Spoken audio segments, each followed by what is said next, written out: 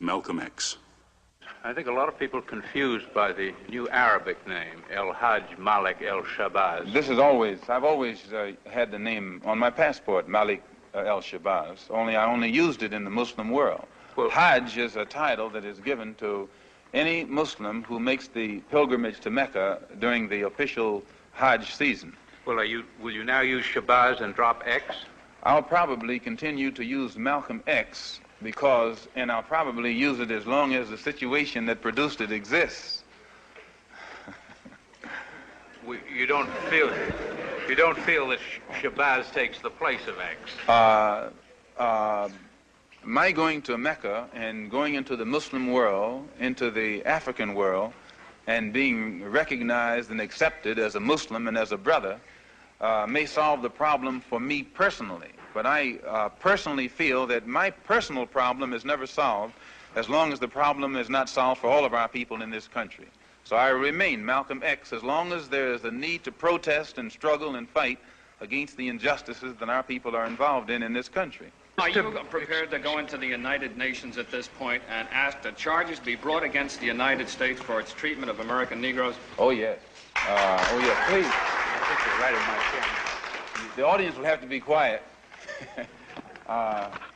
Yes, as I pointed out when I was during my traveling, that African nations and Asian nations and Latin American nations look very hypocritical when they stand up in the United Nations condemning the racist practices of South Africa and that which is practiced by Portugal and Angola, and saying nothing in the UN about the racist practices that are manifest every day against Negroes in this society. Even in South Africa, those Africans aren't faced with bayonets and aren't faced with police dogs. I would be not a man. If I was in a position to bring it in front of the United Nations and didn't do so, I wouldn't be a man. Malcolm, do you intend to lead the charge in the United Nations? Well, I find that to say you're going to lead something creates a lot of hostility, division, jealousy, and envy. I hope to work with any group of leaders or any group of organizations to do whatever is necessary to see that this problem is brought before the United Nations. Have you had any commitment from any nations in Africa to support you in such a move? I would rather not say at this time, but one thing I found in my travels, all of them look upon us as their long-lost brother. You realize the implication is that you have had such commitments when you say... This is your interpretation of what I said.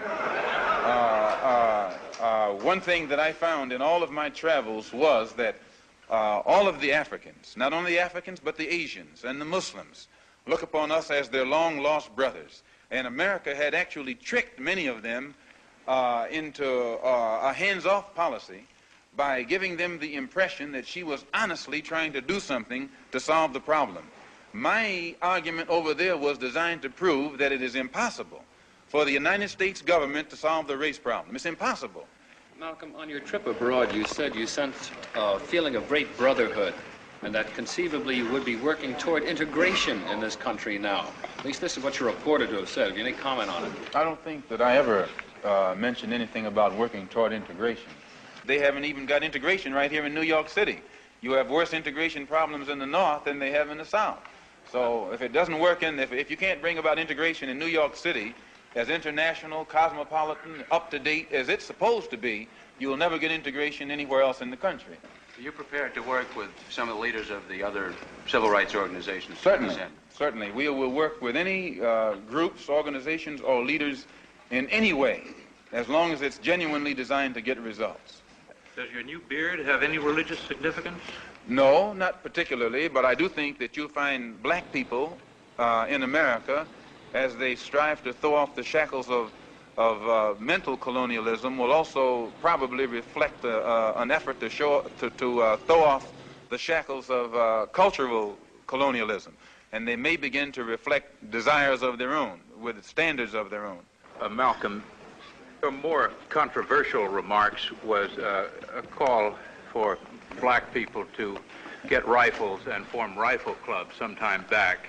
Do you still favor that for self-defense? I don't see why that should be controversial. I think that if white people found themselves the victim of the same kind of brutality that black people in this country face, and they saw that the government was either unwilling or unable to protect them, that the intelligence on the part of the whites would make them get some rifles and shotguns and protect themselves. Now, Negroes are developing some kind of intellectual maturity too, and they can see that having waited upon the government to protect them has been a wait that has been in vain. So any of them who live in areas where the government is not able to do its job, then we do have to get together and do a job of protecting ourselves. No Negro leaders have fought